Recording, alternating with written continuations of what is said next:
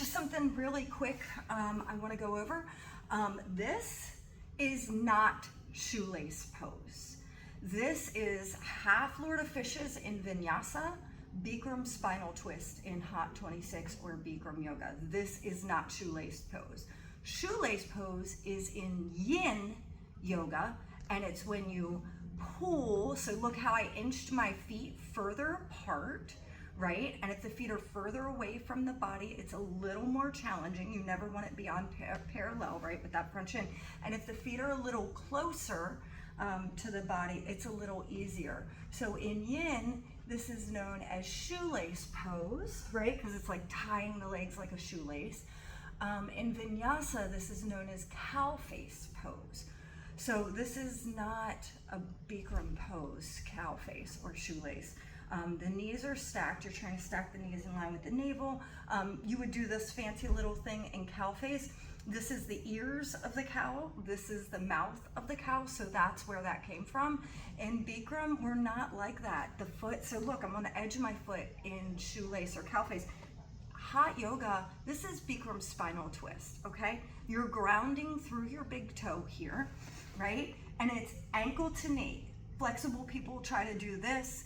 Inflexible people try to do that. The modification is to keep the legs straight. But when they modify, that doesn't mean being lazy. You don't want this foot to fall out because then you've misaligned the skeletal system. You want to flex to keep the skeletal system aligned. Still, ankle to knee, right hand behind you, left arm up. And the most important thing is the spine is straight. So you want a nice straight spine. If you can keep a straight spine, you can bring your hand behind the back. I would say 90% of the people in this studio should be bringing their hand behind their back because it activates their core more. The only time you would not bring your hand behind your back is if you lift the hand up and the spine rounds, because you never want to twist on a rounded spine. So everything's straight in one line, twist back, right? And then the theory in hot yoga is to grab something. So if they're way up here on their mat, they're not going to have anything to grab if they can't get their knee, right? Ideally, you're going to get the knee. But if you have them scoot back here, just a little back behind the mat, you can bring the arm up and over. You can grab the edge of the mat, and then you can use that to help you twist. If you're grabbing up here on the mat, how's that going to help you? You got to slide your hand back and grab here and twist. Sorry, that's my dog in the background.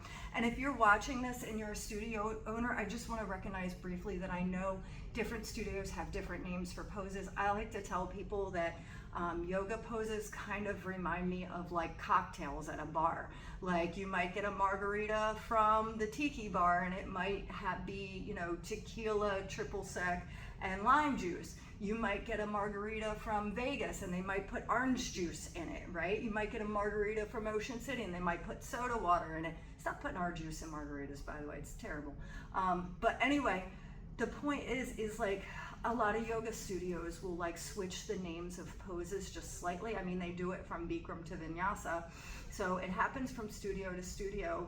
But if you are a studio owner, I really want to recommend that you keep your staff consistent and you make sure all your teachers are saying the same poses or the names for poses all through your Vinyasa classes, or your hot classes should be what Bikram said, or what I mean, I think it should all go back to the original, but I want to respect studio owners.